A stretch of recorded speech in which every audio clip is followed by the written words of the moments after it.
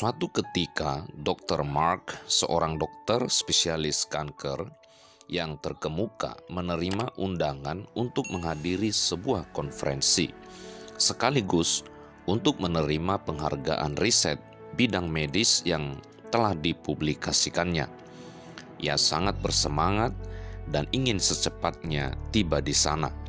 Ia telah bekerja keras dalam waktu yang lama untuk risetnya itu dan merasa layak menerima penghargaan tersebut. Akan tetapi, 2 jam setelah lepas landas, pesawat yang ditumpanginya itu harus mendarat darurat di bandara terdekat akibat kerusakan teknis.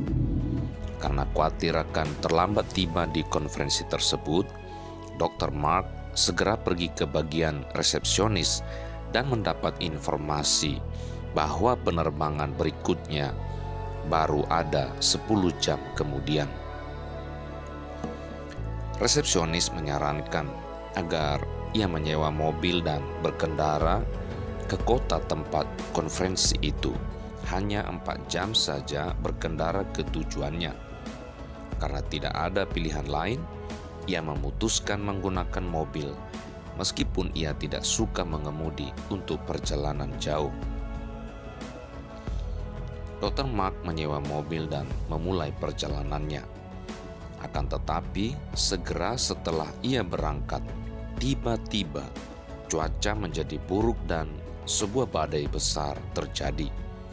Hujan yang terus turun menyulitkannya untuk melihat jalan dan tanda-tanda arah lokasi, sehingga akhirnya ia melewati belokan yang harusnya ia ambil. Setelah 2 jam lamanya berkendara, ia sadar bahwa ia telah tersesat. Mengemudi dalam hujan yang lebat di jalan yang terpencil membuatnya merasa lapar dan letih. Dengan rasa gelisah, ia mulai mencari tanda-tanda rumah penduduk yang ada di sekitar lokasi itu. Tidak lama kemudian ia menjumpai sebuah rumah tua kecil. Lalu ia keluar dari mobil dan mengetuk pintu. Seorang wanita sederhana membuka pintu. Dr. Mark menjelaskan masalahnya dan meminta tolong kepada wanita tersebut apakah ia bisa meminjamkan teleponnya. Tetapi wanita itu memberitahukan bahwa ia tidak memiliki telepon ataupun peralatan telekomunikasi lainnya. Wanita itu mengajak Dr. Mark untuk masuk ke rumahnya dan menunggu hingga cuaca membaik. Dalam kondisi lapar, basah, dan kelelahan membuat sang dokter menerima tawaran baik dari wanita itu dan masuk ke dalam rumah. Wanita itu memberinya teh panas dan roti kering untuk dimakan. Wanita itu mengajaknya untuk berdoa bersama. Sambil tersenyum, Dr. Mark berkata bahwa ia hanya percaya akan kerja keras. Ia lalu mempersilahkan wanita itu untuk melanjutkan doanya. Sambil duduk menikmati tehnya, Mark memperhatikan wanita itu berdoa di keredupan cahaya lilin. Ia berdoa di samping sesuatu yang tampak seperti tempat tidur bayi kecil. Setiap saat wanita itu selesai berdoa, ia segera melanjutkan dengan doa lainnya. Merasa bahwa wanita itu sedang membutuhkan pertolongan, sang dokter mengambil kesempatan untuk berbicara segera setelah wanita itu selesai berdoa. Ia bertanya kepada wanita itu, apakah sebenarnya yang diinginkannya dan apakah Tuhan akan mendengar doa-doanya. Lalu sang dokter bertanya tentang anak yang ada di tempat tidur bayi tersebut yang sepertinya sedang ia doakan. Dengan tersenyum getir, wanita itu berkata bahwa anak itu adalah anaknya.